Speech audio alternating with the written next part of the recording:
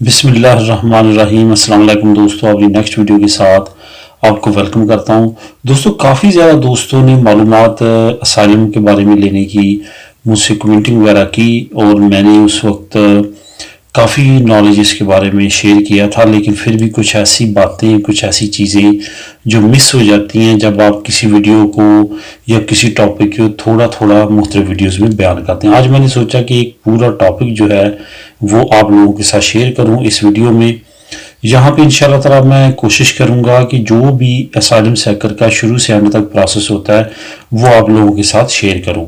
सबसे पहले तो दोस्तों ये है कि जब कोई बंदा असाइलम अप्लाई करने के लिए स्पेन में आता है, सबसे पहले उसको जो अथॉरिटीज़ है, जो इमिग्रेशन ऑफिस है, वहाँ पे जाके एक इंटरव्यू देना पड़ता है कि मैं यहाँ पे असाइलम अप्लाई करना चाहता हूँ, जिसको दूसरी ज़बान में पॉलिटिकल स्टे भी बोलते हैं, असाइलम भी बोलते हैं, रेफ्यूजी भी बोलते हैं। ये तमाम का नाम एक ही है। तो वहाँ पे जब आप अपना शॉर्ट सा एक इंटरव्यू होता है, उस वक्त इंटरव्यू उसमें आपका नाम, आपका बायोडेटा, आपके पास अगर कोई आइडेंटिटी है वो आपसे पूछते हैं और आपने उनको देनी होती है। उसके बाद आपको एक वाइट कार्ड इशू कर दिया जाता है। वाइट कार्ड का मतलब होता है कि आपने इमिग्रेशन ऑफिस में अपना अंदराज करवा दिया है। उसमें आपको प्रोटेक्शन लॉ, जो इंटरनेशनल लॉ है, वहाँ पे उसको आपने आवाज़ देनी होती है कि मैं एक इंटरनेशनल रेफ्यूजी और मुझे जो है रेफ्यूजी दी जाए। वहां पे क्या होता है कि वो अथॉरिटीज आपको एक वाइट कार्ड इशू करती है। वो वाइट कार्ड जब आपको इशू कर दिया जाता है तो 1 महीने के अंदर अंदर जो अथॉरिटीज है मुतल्लिका सरकारी, उन्होंने आपको आंसर देना होता है। 1 महीने के अंदर अंदर आपको जब वो बुलवाते हैं, दोबारा बुलवाने के बाद आपसे चंद एक डॉक्यूमेंट्स मांगते हैं। वो डॉक्यूमेंट्स क्या होते हैं? आपका पासपोर्ट की कंप्लीट कॉपी, आपने ओरिजिनल पासपोर्ट भी अपने साथ लेके जाना है और उसकी कंप्लीट कॉपी भी करवानी है। उसके बाद एक फॉर्म है जिसको बोलते हैं EX10। EX10 जो है ये स्पेशल एक फॉर्म है जो कि रेफ्यूजीज के लिए बनाया गया, असाइलम सीकर्स के लिए। उसको आपने फिल करना होता है। ये आप EX10 इंटरनेट पे जाके PDF साथ लिखेंगे तो ये फॉर्म आ जाएगा। आपने वहां से डाउनलोड करना है, उसको फिल आउट करना है। फिल आउट करने के बाद अपने पासपोर्ट के साथ इसको अटैच कर देना है। उसके बाद आपने अपना क्रिमिनल रिकॉर्ड, जो आपके क्रिमिनल रिकॉर्ड जिसको कैरेक्टर सर्टिफिकेट बोलते हैं, वो आपके पास होना चाहिए, जिस कंट्री में रहें वहाँ का या अपनी होम कंट्री का।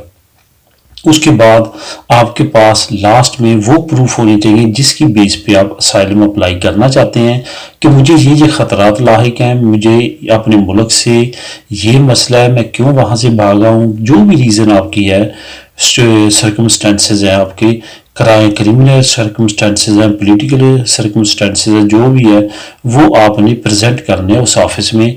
तो उसके बाद आपको, अगर वो चेक करेंगे कि आप इस काबिल हैं कि आपको असाइलम पक्का दिया जाए, तो फिर आपको वो वहीं पे जो आपकी इंटरव्यू के दौरान या इंटरव्यू के बाद कुछ लम्हे में आपको रेड कार्ड इशू कर देते हैं।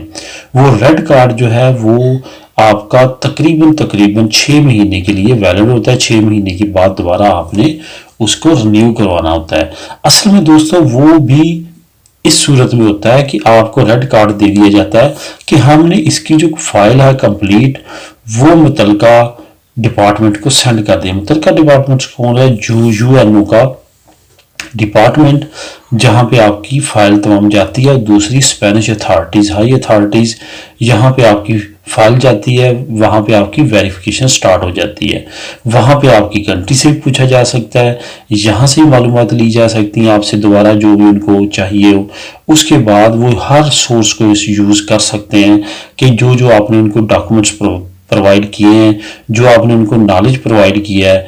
नॉलेज से मुराद आपने कहा है कि मुझे मेरी जान को ख़तरा मेरी होम कंट्री में या यहाँ से भी आए हैं वहाँ पे, तो मुझे इंटरनेशनल प्रोटेक्शन दी जाए, तो उसकी वो तहकीकात स्टार्ट कर देते हैं। वो जो दोस्तों रेड कार्ड होता है वो बेशुमार दोस्तों के पास, लोगों के पास है। अब रेड कार्ड पे आप क्या क्या कर सकते हैं, क्या नहीं कर सकते, वो उसकी तरफ आते हैं। मैं इस वजह से तमाम इस सिलसिले को इस तरह से मैंने वीडियो में बनाया ताकि आपको सही समझ आएगी। अब रेड कार्ड जब आपको मिल जाता है, व्हाइट कार्ड आपका खत्म हो गया, क्योंकि व्हाइट कार्ड तो बुनियादी तौर पे दिया जाता था कि इसका अंदराज हो चुका है, पुलिस वगैरह चेक कर सकती है, या वैसे आपके पास वो प्रूफ होता है कि मेरा केस चल रहा है। रेड कार्ड पे आप क्या कर सकते हैं? रेड कार्ड पे आप मेडिकल कार्ड बनवा सकते हैं। रेड कार्ड पे अगर आप कोई तालीम स्पेन के अंदर लेना चाहते हैं वो ले सकते हैं रेड कार्ड पे। इसके साथ साथ रेड कार्ड पे अगर आप ड्राइविंग लाइसेंस स्पेन का करना चाहें तो वो भी कर सकते हैं। इसके बाद अगर आप ये रेजिडेंसी लेना चाहते हैं रेड कार्ड के बाद, तो वो भी आप अप्लाई कर सकते हैं। इसके साथ साथ काम की भी परमिशन आपको एक वक्त में मिल जाती है। रेड कार्ड पे आप काम भी कर सकते हैं। लेकिन रेड कार्ड से आगे भी एक स्टेप है जो कि फाइनल स्टेप है, और वो उस स्टेप पे आपकी जो असाइलम है वो 100% ओके हो जाता है, और उस कार्ड पे फिर आप नेक्स्ट अपनी जिंदगी शुरू कर सकते हैं। वो कार्ड कौन सा है, उसकी तरफ आप चलते हैं। जब आपकी फाइल जो है वो इंटरनेशनल अथॉरिटीज के पास और यहाँ की नेशनल अथॉरिटी मेडर के पास पहुंच जाती है, वो इस पे स्टडी करते हैं, तहकीकात करते हैं।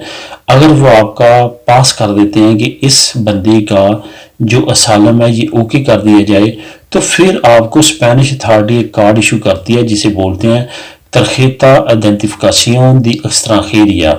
ये होता है TIE, ये तरखेता होता है।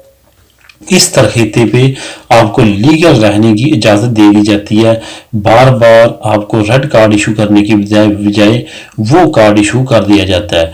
उस कार्ड के ज़रिए आप लॉन्ग टर्म यहाँ पे रह सकते हैं। अब उस कार्ड पे सर्कमस्टेंसेस हैं कि आपको काम की इजाज़त हो या ना हो, ये भी सर्कमस्टेंसेस वहाँ पे हो सकते हैं। इस वजह से उस कार्ड पे ये श्योरिटी नहीं है कि आपको 100% काम की इजाज़त मिलेगी। ये आपके केस के पास होने पे डिपेंड करता है। अब रेड कार्ड के मैं थोड़ी सी आपको डिसएडवांटेज भी बताता चलूँ। रेड कार्ड जब आपको मिल जाता है तो आप स्पेन के एरिया से बाहर नहीं जा सकते। जब TIE कार्ड मिल जाता है उसके बाद भी आपको स्पेन के एरिया से बाहर नहीं आप जा सकते। क्यों नहीं जा सकते? क्योंकि जब आपको TIE मिलता है तो आपका जो ओरिजिनल पासपोर्ट होता है वो जो हकाम होते हैं सरकारी, वो जब्त कर लेते हैं, अपने पास रख लेते हैं उस वक्त तक जब तक आपका ये असाइलम चलता है। अब यहाँ पे कुछ क्वेश्चन और निकलते हैं जो दोस्तों ने पूछे थे कि क्या वो शादी कर सकते हैं, क्या वो अराइगो सोशल ले सकते हैं, ऐसी चीज़ों की सारी सवाल व जवाब थे। वो भी दोस्तों वो आप ले सकते हैं। लेकिन क्या होता है जब आपने अराइगो अप्लाई करना है या अपनी शादी करके या परिहद येचो के पेपर लेने हैं, उस वक्त आपने अपना केस ये जो सबमिट किया होता है इसको कैंसिल करवाना होता है। इसको कैंसिल करवाने के बाद फिर आप परिहद येचो कर सकते हैं, शादी कर सकते हैं, अराइगो सोशल के जरिए पेपर भी ले सकते हैं। आपको पता है अराइगो सोशल के लिए 3 साल का आपको टाइम पीरियड चाहिए और एक कॉन्ट्रैक्ट काम का चाहिए, तो वो आपका चेंज हो जाता है। अब यहाँ भी बात होती है TIE कार्ड क्या आप चेंज करा सकते हैं NIE में, वो भी दोस्तों हो जाता है। अगर आप TIE में वर्क परमिट आप साथ लगा देते हैं कि मैं यहाँ पे काम करना चाहता हूँ, मुझे वर्क परमिट मिले, वो आपको NIE में भी आपका चेंज हो सकता है। इन तमाम के साथ साथ जो सबसे ज़्यादा यहाँ पे है चीज़ वो यही है कि आपको ट्रैवल करने के लिए असाइलम ओके होने के बाद आप ट्रैवल नहीं कर सकते, क्योंकि आपको यहाँ पे पेपर ही इसी बेस पे दिए गए कि आपकी जान को खतरा है, आप नहीं जा सकते अपनी होम कंट्री में, इसलिए आपका पासपोर्ट जब्त कर लिया जाता है।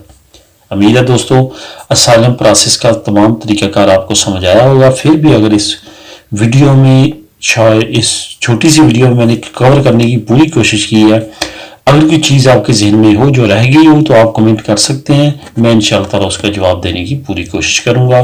दुआ में याद रखिएगा, मिलेगा अपनी नेक्स्ट वीडियो में। अल्लाह हाफिज़।